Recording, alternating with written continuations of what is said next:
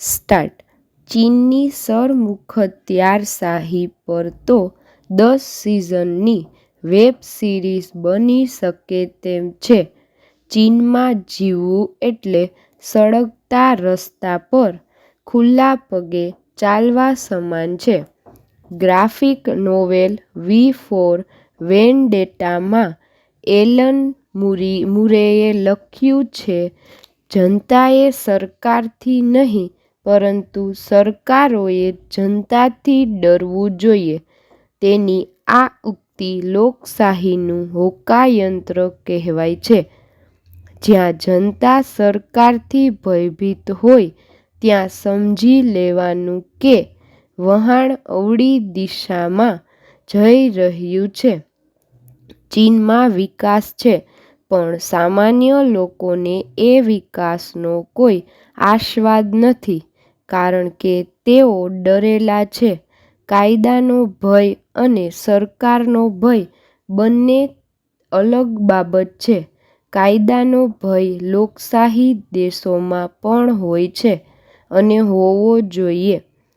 અમેરિકામાં કાયદાનો ભય છે, પણ સરકારનો ભય નથી. એટલે જ તેઓ મોકળા મને અભિવ્યક્ત થઈ શકે છે, વિકાસની માઝા માણી શકે છે. પેરેગ્રાફ. હજાર મર્યાદા વચ્ચે પણ લોકશાહી વિશ્વની સર્વોત્તમ શાસન વ્યવસ્થા છે તેવું 20મી અને 21મી સદીએ સાબિત કરી દીધું છે. વચ્ચે ચીનના હેનાન પ્રાંતમાં કેટલાય સપ્તાહો સુધી પોલીસ અને બેંક ખાતેદારો વચ્ચે ઘર્ષણ થયું હતું. ઘણીવાર બેંકોમાંથી પૈસા ઉપાડવા પર પ્રતિબંધ મૂકવામાં આવ્યો.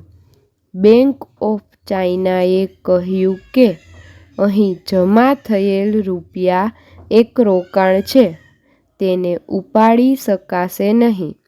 ચીનમાં આ નિર્ણય ભારે વિરોધ થયો. વિરોધ પ્રદર્શન કરવામાં આવ્યા. ચીનની સામ્યવાદી સરકારે મોટી સંખ્યામાં સેનાની ટેન્કોને રસ્તાઓ પર ઉતારી દીધી. ચીનની લિબરેશન આર્મીની ટેન્કના ફોટો વીડિયો સોશિયલ મીડિયા પર વાયરલ થયા. ચીનની બેંકે લોકોના પૈસાને રોકાણ તરીકે જણાવીને પરત કરવાનો ઇનકાર કર્યો. ગુસ્સે ભરાયેલા લોકો રસ્તા પર ઉતરી આવ્યા. પેરેગ્રાફ.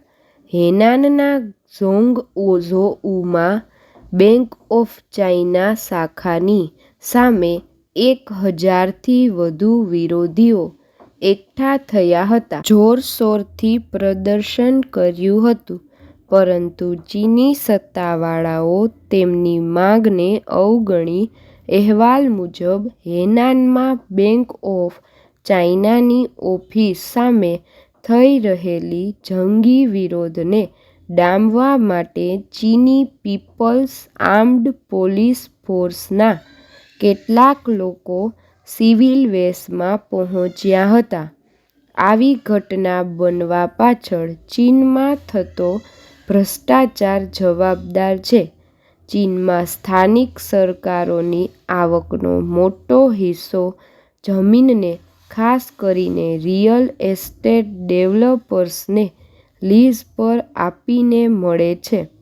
પરંતુ બાંધકામ કંપનીઓએ અનેક પ્રોજેક્ટ અધૂરા પડ્યા હોવાથી ફરીથી જમીન ખરીદાઈ નથી.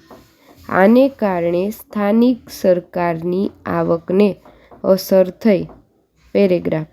અહેવાલો અનુસાર, ચીનમાં ઘર ખરીદનારાઓ દ્વારા લોનની ચૂકવણી ન કરવાની સમસ્યાઓ ઉકેલી શકાતી નથી, કારણ કે રિયલ એસ્ટેટના સિનિયર એક્ઝિક્યુટિવ્સ સિવાય ચીનમાં દરેક સફળ રિયલ એસ્ટેટ ડેવલપર રાષ્ટ્રપતિ શી જિનપિંગની કમ્યુનિસ્ટ પાર્ટી ઓફ ચાઇનાના કેટલાક શક્તિશાળી લોકો સાથે જોડાયેલા છે, જેમ કે ચીનના સૌથી મોટા પ્રોપર્ટી ડેવલપર એવરગ્રાન્ડના ઝી જિંગપિંગ અને કોમ્યુનિસ્ટ પાર્ટી ઓફ ચાઇનાના રાજકારણી ઝેંગ કિંગહોંગનો ભત્રીજો ઝેંગ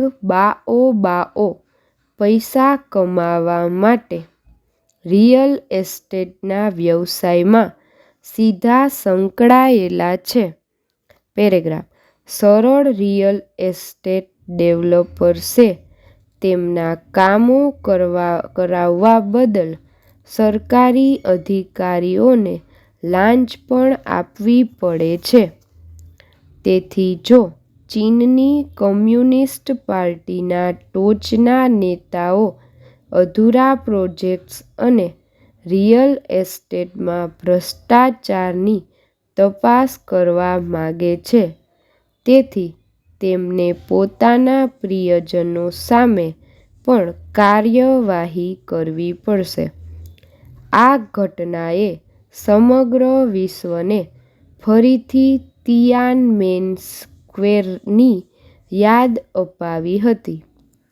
આજથી 33 વર્ષ પહેલાં 1989માં સરકાર સામે બેઇજિંગના તિયાનમેન સ્ક્વેર પર વિરોધ કરી રહેલા લોકો સામે ટેન્ક ઉતારવામાં આવી હતી. આ ક્રૂર કાર્યવાહીમાં 10,000 લોકો માર્યા ગયા હતા, જેમાં મોટે ભાગે વિદ્યાર્થીઓ હતા.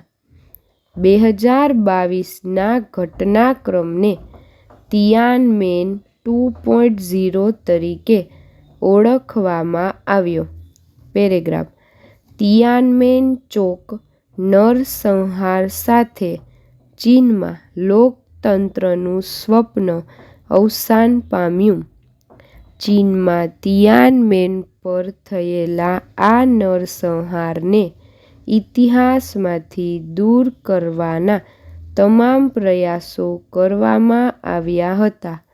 ચીનની સરકારે આજે પણ આ નરસંહાર બાબતે કોઈપણ ચર્ચા કરવા સામે પ્રતિબંધ લગાવી રાખ્યો છે, ત્યાં સુધી કે ચીનમાં ઇન્ટરનેટ અને પુસ્તકોમાં પણ તેના ઉલ્લેખ કરવા બાબતે પ્રતિબંધ છે.